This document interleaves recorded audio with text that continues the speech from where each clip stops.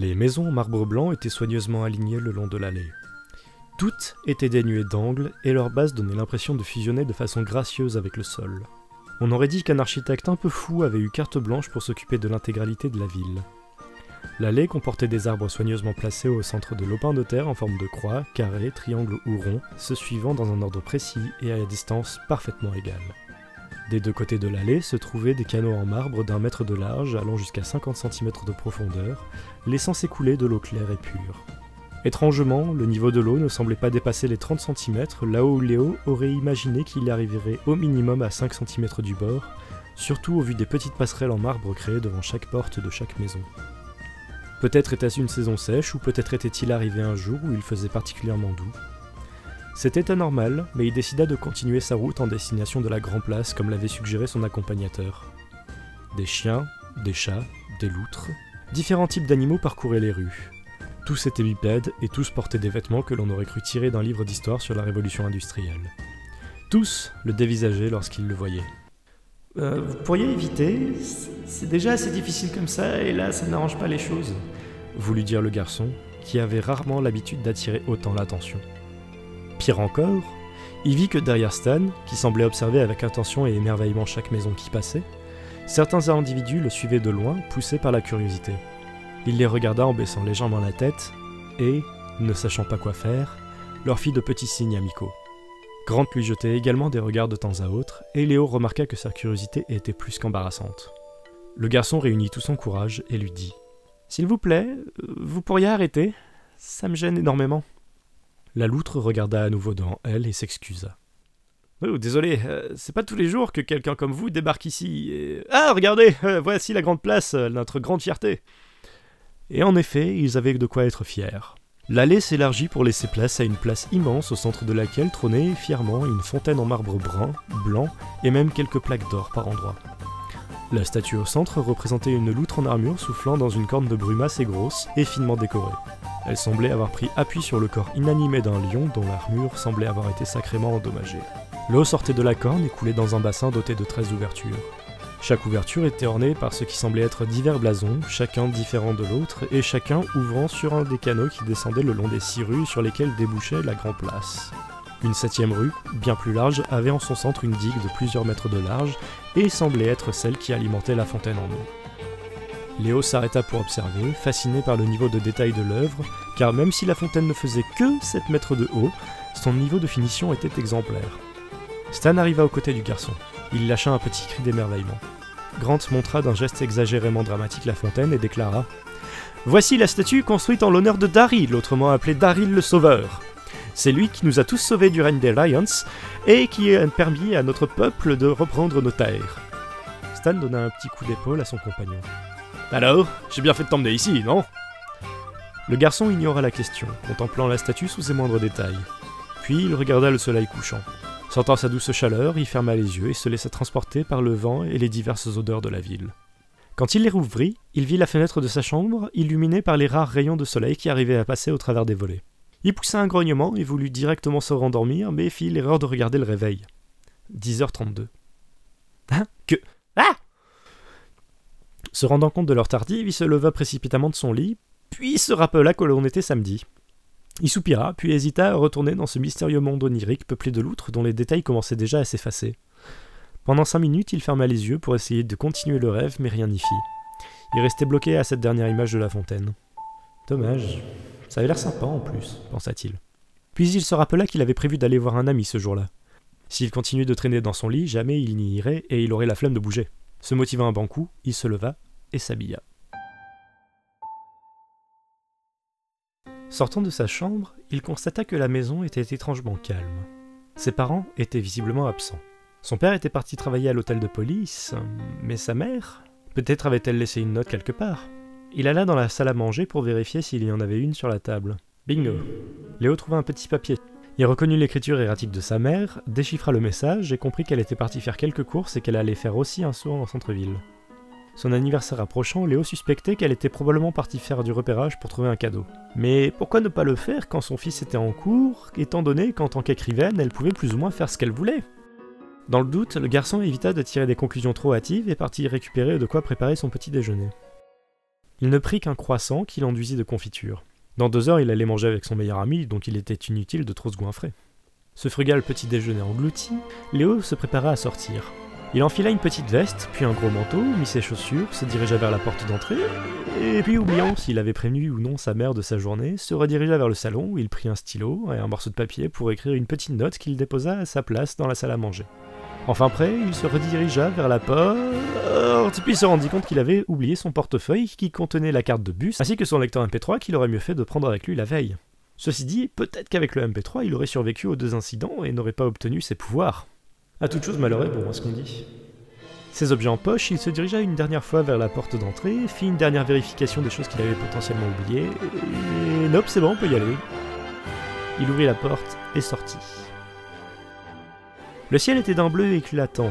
Seuls quelques petits nuages çà et là entachaient un peu ce net tableau, mais de par leur forme et leur couleur, ils restaient bienvenus. Léo se dirigea vers l'arrêt de bus lorsqu'une bourrasque de vent l'atteignit. L'air était glacial, tant et si bien que le garçon regrettait déjà d'avoir oublié son bonnet. Il avait à peine fait 300 mètres, donc il pouvait rentrer chez lui pour le récupérer. La flemme. Il continua son chemin, imaginant bien que le bus allait être chauffé et qu'il n'aurait pas besoin d'attendre longtemps à l'arrêt. Il se trompa. Il était déjà 11h28 et cela faisait une vingtaine de minutes que le vent lui rafraîchissait les idées, en plus de secouer de façon incessante ses épais cheveux bruns. Et toujours aucun bus en vue. À 11h29, il vit un bus arriver, de l'autre côté de la route. Il grogna, prit son lecteur MP3 et changea de morceau, passant de When the Wind Blows de la bande-son de Rayman Legends à un remix plus péchu du thème de Corneria de Star Fox. Il sourit, puis tapota furieusement du pied en rythme avec la musique, histoire de maintenir une partie de son corps en activité pour chasser le froid. 2 minutes plus tard, il envisagea de rentrer chez lui et d'aller voir son ami l'après-midi. Et ce fut pile au moment où il a commencé à bouger pour partir qu'il aperçut la silhouette de son bus se rapprocher. Léo fit signe au chauffeur de s'arrêter, puis monta dans le véhicule tout en faisant attention de passer sa carte devant la borne électronique. Il se secoua tant bien que mal pour chasser le démon du froid, mais le chauffage du bus s'en chargea tout aussi bien au bout de 2 minutes. Le trajet se déroula tranquillement. Léo continua d'écouter ses musiques tout en voyant le paysage défiler. Il vit son reflet de temps à autre et même parfois ses yeux vert foncé lorsqu'il traversait une zone plus sombre. S'approchant de l'arrêt Pexoto, le garçon se leva de son siège et se dirigea vers la porte. Il remarqua qu'un bus était en train de partir. Sentant le mauvais coup, il tenta de se concentrer sur la plaque lumineuse qui affichait son numéro de ligne. 35. Pas de bol, c'était celui qu'il devait prendre. Il voulait arrêter le temps, mais s'il le faisait, c'était soit l'univers tout entier, soit juste le bus. Dans le premier cas, il aurait été incapable de sortir du véhicule, et dans le second, tous les témoins hurleraient. Léo soupira, puis tenta de réfléchir à une solution de secours. Il vit le tram B en direction du centre-ville de Bordeaux passer. C'est ça! Le bus et le tram empruntaient plus ou moins le même chemin et se rejoignaient peu après une des universités. Sachant que le tram était assez rapide et que le trajet en bus était assez long à cause des quelques détours et des éventuels feux rouges, peut-être avait-il une chance de rattraper en prenant le tram. Les portes du bus dans lequel Léo se trouvait s'ouvrirent. Il fonça vers l'arrêt de tram direction Pessac-Centre. Coup de chance, une rame allait arriver dans moins d'1 minute. Elle s'arrêta, puis Léo monta à l'intérieur. Il passa sa carte devant la machine, se posa contre les portes et sélectionna le thème principal de Monty on the Run sur son lecteur. Les arrêts défilaient au rythme de la symphonie folle de Rob Hubbard, ce qui rendait la situation encore plus dramatique et excitante. Puis, à peine une dizaine de minutes plus tard, arrivèrent les universités Bordeaux 3 et 4 dans le champ de vision du garçon. Peut-être un jour allait-il étudier ici. À vrai dire, il n'en savait encore rien, alors que les inscriptions pointaient le bout de leur nez. Les possibilités d'études étaient presque infinies au vu de ses excellents résultats scolaires. Et certes, il s'était engagé dans une filière scientifique, mais rien ne l'empêchait de changer de voie quand il le voulait pour aller dans cette université de lettres qui était Bordeaux 3, ou bien celle de droit qui était Bordeaux 4. Dans tous les cas, il observa les bâtiments. Ils étaient peu accueillants et avaient vu de bien meilleurs jours. Ils semblaient avoir fait un tabac auprès des architectes il y a plusieurs décennies, mais leur design était sérieusement dépassé aujourd'hui. Au moins le petit sentier boisé improvisé à côté était joli.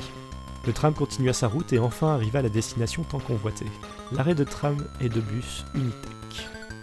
Léo descendit, se dirigea vers l'arrêt de bus 20 mètres plus loin et attendit.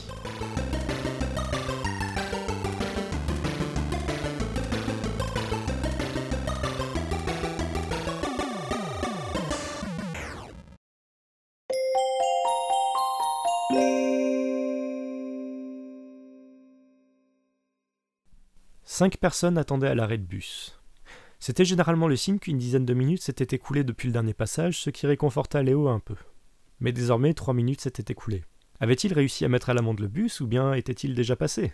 Léo commençait à s'inquiéter. Il consulta son lecteur MP3, puis décida de mettre Snake, oh, it's a snake, tiré de la bande-son de Train 2. Au moment où il sélectionna la piste, il vit du coin de l'œil un bus de sa ligne passer de l'autre côté de la route. Léo leva la tête et vit le véhicule s'arrêter, laissant descendre quelques passagers. La silhouette de l'un d'eux captura l'attention du garçon. Elle commençait à courir. Probablement une de ces personnes qui allait tenter à tout prix de rattraper un tram en courant comme une dératée. Léo tourna la tête pour voir s'il avait vu juste et constata que son bus était en train d'arriver en même temps qu'un tram. Attends... Il redirigea son regard sur la personne en train de courir. Une jeune femme venait de passer derrière le bus à l'arrêt et était sur le point de traverser. Le bus sur l'autre voie allait bien trop vite et n'était plus qu'à quelques mètres. L'avait-elle vu? Non, elle était encore en train de courir et venait de poser un pied sur l'autre voie. Puis l'autre pied. Le chauffeur salua son collègue d'en face et ne vit la piétonne qu'au dernier moment. Léo commença à courir, tendant son bras vers l'avant. Le chauffeur se tassa sur son siège tout en appuyant sur le frein de toutes ses forces. La femme commença enfin à tourner la tête en direction du véhicule. Non, non, non, non, non, non, non, stop! Et le bus stoppa. La femme également. Tous deux étaient devenus immobiles et étaient privés de leur couleur. Léo s'arrêta de courir. Il avait de nouveau arrêté le temps et réussi à temporairement éviter le pire. « Wow, mais il se passe quoi, là ?» Le garçon se tourna en direction de la voie. Horrifié, il vit qu'un homme chauve d'une trentaine d'années était encore en train de bouger. « Que quelqu'un il aidait !» Un autre homme bien plus âgé regardait la scène, paralysé non pas par le sortilège du garçon, mais par la peur. Du coin de l'œil, Léo vit une jeune femme aux vêtements d'un jaune éclatant courir en direction du bus paralysé. Puis il regarda le lieu de l'incident et son cœur s'arrêta de battre l'espace d'un instant. Il se rendit compte qu'il n'avait créé qu'une bulle décolorée qui entourait le véhicule et la femme, les isolant du temps. Les personnes à l'arrêt de tram commencèrent à se diriger vers elle, tandis que les passagers ayant remarqué le spectacle se mirent à descendre de celui qui venait d'arriver. Les passagers de l'autre bus se massaient devant les vitres pour observer, tandis que ceux qui en étaient descendus s'y précipitaient et commençaient à taper sur la bulle, tentant de secourir désespérément la captive. Léo, quant à lui, était resté figé sur place, horrifié par ce qu'il avait fait et incapable de savoir quoi faire. Cela faisait à peine 24 heures qu'il avait reçu ses pouvoirs et déjà avait-il réussi à se compromettre. Ça sentait mauvais. Très, très mauvais. Le morceau qu'il écoutait venait de finir et le hasard de la sélection aléatoire fit que ce fut In the Space Pirate Ship de Kid Icarus Uprising qui se lança. Les cuivres ronflants de l'introduction sortirent le garçon de sa torpeur qui, sans réfléchir, fut influencé par le caractère héroïque du morceau. D'un pas décidé, il se dirigea vers la bulle. L'attroupement autour de la prison temporelle était assez impressionnant pour un endroit qui d'habitude était désert. Léo se rapprocha, puis tenta tant bien que mal de se frayer un chemin. « Laissez passer, pardon, excusez-moi, merci !» Certaines personnes tentaient de frapper le mur quasi invisible sans succès. Il arriva enfin devant la prison temporelle. « Excusez-moi !» Posant sa main sur la bulle, il repensa à la leçon qu'il avait eue la veille avec Stan. Pensant à une armure, le garçon réussit à traverser la barrière, et à la grande surprise de tous, Léo s'avança vers la femme. Elle était jeune, à peine la vingtaine, et plutôt bien habillée, avec un manteau noir élégant et un pantalon visiblement noir. Il la fixa, puis tenta de la bouger en la prenant par le bras. Rien. Et s'il était possible de partager l'armure? Son esprit se focalisa sur cette pensée, puis il posa sa main sur le bras de la femme. Les couleurs lui revinrent rapidement. Elle se remit à bouger. La foule eut le souffle coupé. Son élan fit qu'elle bascula vers l'avant, mais le garçon était là pour la rattraper. Elle le regarda, puis tourna la tête en direction du bus, qui n'était qu'à quelques dizaines de centimètres d'elle. Elle laissa s'échapper un petit cri, mais constata à la fin que le bus ne bougeait pas d'un poil. Elle regarda à nouveau son sauveur, puis le bus, puis la foule, puis de nouveau le garçon. « Ne vous inquiétez pas, tout va bien, je suis là pour vous sauver !» Ce fut incroyablement cliché, mais ce furent les premiers mots auxquels Léo pensa. Embarrassé par cet étalage super-héroïque, surtout en voyant le regard perplexe de la femme, il lui fit un signe de la tête en direction de l'extérieur de la bulle. Et tout ça... on y va ? La femme hocha de la tête, puis, se tenant la main, ils se dirigèrent vers la foule médusée. Tous se mirent à applaudir à leur sortie, mais là n'était pas le moment pour des célébrations. « Que tout le monde se mette sur le trottoir, le bus pourrait se relancer à tout moment !» Ce n'était peut-être pas la meilleure idée que Léo ait eue de le dire de la sorte, car la petite foule fut prise d'un bref moment de panique, et tous tentèrent de se mettre en lieu sûr dans le désordre le plus total. Léo tenait toujours la main de la femme, puis, une fois sur le trottoir, il lui demanda « Ça va aller, mademoiselle ?»« oui, je crois. Merci. » Ce sur quoi ils se lâchèrent la main. Zoé. Léo ne sut comment prendre cette phrase. Il rougit puis lâcha « Je m'appelle Léo ». Ne sachant quoi ajouter de plus, il fit alors quelques signes bizarres puis dit « Je dois y aller, j'ai un bus à prendre. Au revoir Zoé !»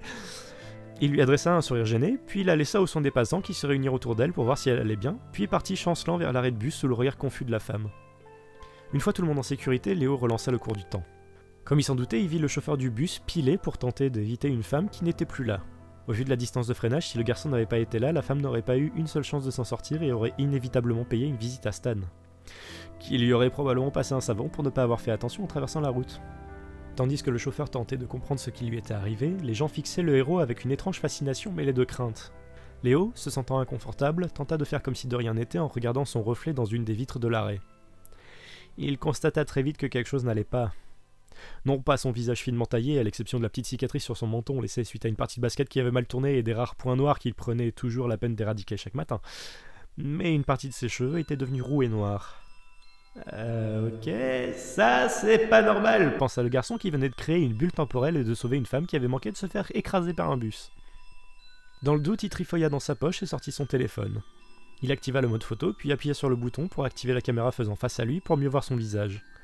Yep, définitivement roux et bien flamboyant en plus. Son regard se tourna vers les autres passants qui le dévisageaient. Et ils l'ont aussi remarqué, super. Tentant de faire comme si de rien n'était, il sortit sa montre à gousset fraîchement acquise, ce qui lui valut encore plus de regards curieux, probablement de ceux qui se demandaient pourquoi il se trimballait avec une montre alors qu'il venait à l'instant de voir l'heure sur son téléphone. Il l'ouvrit et constata que la barre avait déjà parcouru plus d'un huitième du chemin. Il semblerait qu'utiliser n'importe quel pouvoir, et ce peu importe l'intensité, n'affecte la progression de la barre. Et cela faisait déjà 11 minutes qu'il avait utilisé sa magie. Était-ce un effet secondaire ? Visiblement, ce n'était que temporaire, puisqu'il ne l'avait jamais remarqué les fois précédentes. Dans tous les cas, le fait que ce soit aussi visible n'était pas rassurant, et savoir qu'il devait se trimballer plus d'une demi-heure en étant à moitié roux ne l'enchantait guère. Mais la réflexion sur le pourquoi du comment devrait attendre, car le chauffeur avait repris ses esprits et le bus était de nouveau en marche. Léo fit l'air de rien un signe de la main et le véhicule s'arrêta à l'arrêt. Les 5 personnes qui avaient attendu se précipitèrent vers le véhicule tandis que le garçon montait. Il salua le chauffeur qui le regarda étrangement, passa sa carte devant la machine et se dirigea vers le fond du bus où il trouva une place libre. Il s'assit et vit ses camarades d'arrêt monter. Voyant que leur regard se dirigeait vers lui, il tourna la tête vers la fenêtre comme si de rien n'était et ferma brièvement les yeux. Lorsqu'il les rouvrit, il vit un visage un peu trop familier dans un lieu sentant encore et toujours la tarte aux pommes.